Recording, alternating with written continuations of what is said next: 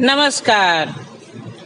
भूल गलती आज बैठी है, जिरह बख्तर पहनकर तख्त पर दिल के, चमकते हैं खड़ा हथियार उसके दूर तक। आंखें चिलकती हैं नुकीले तेज पत्थर सी, खड़ी है सिर झुकाए सब कतारें बेजुबां बेबस सलाम।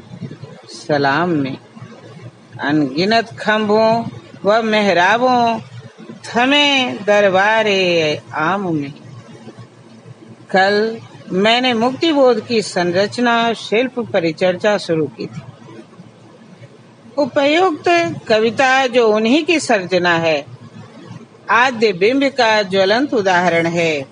तो चलिए आज की कक्षा में आद्य बिंब और उसके भेदों पर परिचर्चा करते हैं। बिंब तथा आद्य बिंब। मुक्तिबोध की कविता बिंब धर्मी है। उनके काव्य में बिंब कथ्य को प्रखरता प्रदान करते हैं तथा भाषा को कलात्मकता। उनके बिंबों को प्राकृतिक बिंब, मानव संसार के बिंब, विशिष्ट वैचारिक बिंबों में वर्गीकृत किया जा सकता है। जैसे प्राकृतिक बिंब तो मुक्तिबोध प्रकृति से चांद, सूरज, अक्षय वट, बावड़ी आदि बिंबों का अवलंबन लेते हैं, किंतु ये बिंब प्रकृति की तस्वीर प्रस्तुत नहीं करते, वरन बृहत्तर सामाजिक एवं मानवीय सरोकारों से अनुसृत होकर आते हैं। इस अर्थ में मुक्तिबोध के प्राकृतिक बिंब अज्ञेय के प्राकृतिक बिंबों से थोड़े पृथक हैं। दूसरा है मानव संसार के बिंब। उन्होंने अपने काव्य में सर्वाधिक प्रयोग इन्हीं बिंबों का किया है। सामने मेरे सर्दी में बोरे को ओढ़कर कोई एक अपने हाथ पैर समेटे, कांप रहा, हिल रहा, वह मर जाएगा, चांद का मुंह टेढ़ा। पृष्ठ संख्या 11 से यह उद्धृत है। तिलक, गांधी, तोलस्टॉय, शिशु का वे बिंबों में प्रयोग करते हैं। सुअर, घुघु, सियार, बिल्ली, उल्लू, कुत्ते, जासूस आदि भी उनके बिंब विधान में सम्मिलित हैं। विशिष्ट वैचारिक बिंब। काव्य में मुक्तिबोध पारंपरिक बिंबों को अपने काव्य में एक नव्य वैचारिक अर्थ से संपोषित करते हैं। ऐसे बिंबों में हम ब्रह्म राक्षस, ओरांग ओटांग को ले सकते हैं। इसके अतिरिक्त मुक्तिबोध के बिंबों का स्थिर बिंब, गतिशील बिंब, ध्वनि बिंब आदि के आधार पर भी वर्गीकृत किया जा सकता है। आद्य बिंब। आद्य बिंब आर्केटाइपल बिंब है। ये बिंब जातीय समूह के हृदय में युगों से समानांतरित होते रहते हैं तथा सदैव इनका एक ही अर्थ होता है। कार्ल युग ने मन की चेतना, अचेतन क्रियाओं का अध्ययन करते हुए निर्दिष्ट किया है कि हमारे मन के 2 विभाग हैं, चेतन तथा अचेतन। अचेतन के भी 2 स्तर हैं, व्यक्तिगत तथा सामूहिक। सामूहिक अचेतन में जातीय इच्छाएं, स्वप्न रूप सुरक्षित रहते हैं और यही इच्छाएं, स्वप्नाकांक्षाएं आद्य बिंबों को और उसके द्वारा कला में अभिव्यक्त होते हैं। मुक्तिबोध ने इन्हीं अचेतन के आद्य बिंबों का सफल प्रयोग अपनी काव्य सर्जना में की है। इनके द्वारा प्रमुख आद्य बिंबों को अधोलिखित वर्गों में विभक्त किया जा सकता है। इसमें पहला है, आद्य बिंब में पहला जल के आद्य बिंब। जल अचेतन का एक सामान्य प्रतीक है। प्राचीन भारतीय साहित्य तथा ग्रीक साहित्य में भी यह अचेतन के प्रतीक रूप में प्रयुक्त होता है। जल के आद्य बिंब मुक्तिबोध के काव्य में प्रचुरता से व्यवहृत हुए हैं। ब्रह्म राक्षस एक स्वप्न कथा, चकमक की चिनगारियां अंधेरे में, इन कविताओं में ये दृष्टिगोचर होते हैं। ब्रह्म राक्षस कविता में बावड़ी व पुराना जल इसी अवचेतन के प्रतीक है। इसी का दूसरा है आद्य बिंब का दूसरा भाग है अंधकार के आद्य बिंब। मुक्तिबोध ने स्वतंत्र रूप से अंधकार के चित्र अत्यल्प खींचे हैं। अंधेरे को विभिन्न अर्थों में कवि ने प्रयुक्त किया है। फिर भी चंबल की घाटी में, अंधेरे में, चकमक की चिनगारियां, चांद का मुंह टेढ़ा इत्यादि कविताओं में अंधेरे और रात्रि अचेतन के रूप में स्पष्ट रूप से परिलक्षित होते हैं। देखिए ना, अंधेरे में रहता था अब तक छिपा हुआ, अंधेरे में रहता था अब तक छिपा हुआ, जो निज संदर्भ, जो निज संबंध, जो गुप्त प्रक्रिया, गहन निजात्मक, वह देह धरकर दस्यु रूप बैठ गई उर पर। यह प्रस्तुत है चंबल घाटी, चंबल की घाटी में कविता से। यहाँ अंधकार व्यक्तिगत अवचेतन को प्रतीकित करता है। इसी का तीसरा भाग है धरांतर के आद्य बिंब। इनके काव्य में धरांतर के आद्य बिंब बहुतायत में दर्शनीय है। गुहा के बिंब कवि को अत्यधिक प्रिय हैं। गुहा भी अचेतन का ही प्रतीक है। इस दृष्टि से ओ काव्यात्मक कवि, मेरे सहचर मित्र, अंधेरे में, चंबल की घाटी में आदि कविताएं महत्वपूर्ण हैं। चांद का मुंह टेढ़ा है में यह बिंब है।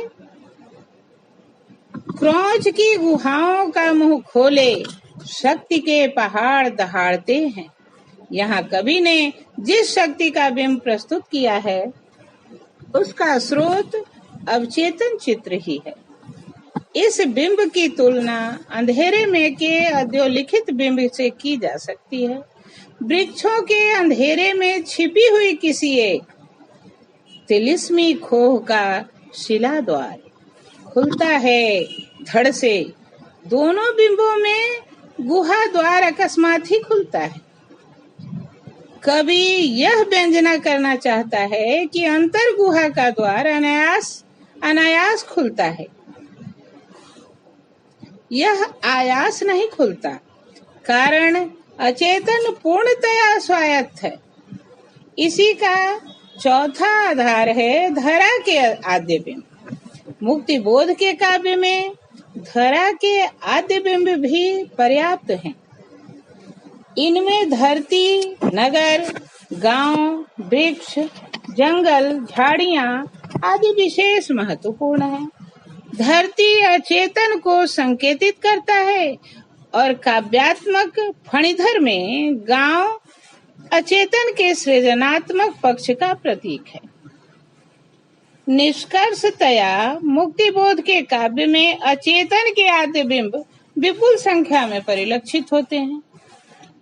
समुद्र, बावड़ी, तालाब, रात्रि, अंधकार, गुहा, विवर, घाटी, झाड़ियां, खंड, खाई, कुआं, ज्वालामुखी, धरती, नगर, गांव, वृक्ष, प्रकोष्ठ इत्यादि के माध्यम से कवि ने मानवीय व्यक्तित्व के उस तिमिर पक्ष की अभिव्यक्ति की है जिसकी यात्रा किए बिना कोई भी सृजनात्मक प्रतिभा कृतकाय नहीं हो सकती। पांचवा है काव्य भाषा। अब इनके काव्य भाषा पर भी एक नजर देख लें। वस्तुतः मुक्तिबोध की काव्य भाषा पारंपरिक काव्य भाषा के स्वप्न को विखंडित कर देती है। उसमें कोमल, दृढ़, मृदु, तद्भव और शब्दावली नहीं है। उसका संस्पर्श तब तक संभाव्य नहीं जब तक इनके मानसिक संसार उसमें अभिप्रेत के विषय में कोई संकेत प्राप्त नहीं कर जाए। उनका कथ्य एक ही रहा है, व्यवस्था के शोषण के लिए किले में प्रविष्ट होकर बर्बरता, आतंक, भयावह त्रासदियों को नग्न करना, जो मानवीय सृष्टि को दहशत का आदि बना रहे हैं, नपुंसक एवं खोखला बना रहे हैं। इस यथार्थ को अभिव्यक्त करना और इसके हेतु उन्होंने जिस काव्य भाषा को अपनाया उसमें फैंटासी प्रतीक बिंबों की बहुलता दृष्टिगोचर होती है। तत्सम शब्दों की विपुल वर्षा है। एक स्तर पर तो यह भाषा गद्यात्मक सी लगने लगती है, किंतु कविता की आंतरिक लय इसे पठनीय बनाकर ग्राह्य बनाती हैं। उनकी भाषा कितनी भी जटिल क्यों न हो, वह जीवनानुभवों से जुड़ी हुई भाषा है। सृजन के स्तर पर मुक्तिबोध ने हिंदी काव्य को असंख्य नव्य शब्द दिए हैं। इनकी काव्य भाषा में अंग्रेजी, उर्दू, मराठी, तत्सम, तद्भव शब्दों का बाहुल्य दृष्टिगोचर होता है तथा मुहावरों की अतिरंजकता भी दर्शनीय है। यथा अंग्रेजी शब्द देखिए, screening, dress, track, artillery, theorem, electron, kingdom इत्यादि। उर्दू शब्द भी देख लीजिए, जमाना, मुफलिसी, अजीब, वारदात, जिस्म, सुल्तान, शनाख्त।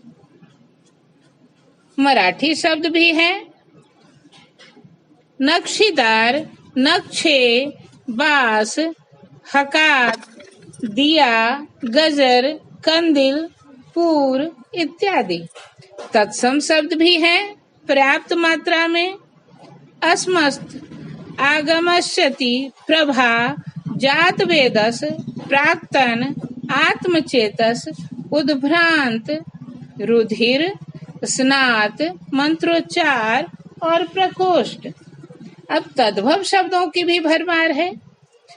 भीड़, कंडा, खेड़ा, दलिद्दर, अगासी, घुंघलवे, खूंटा इत्यादि। मुहावरे भी कम नहीं हैं।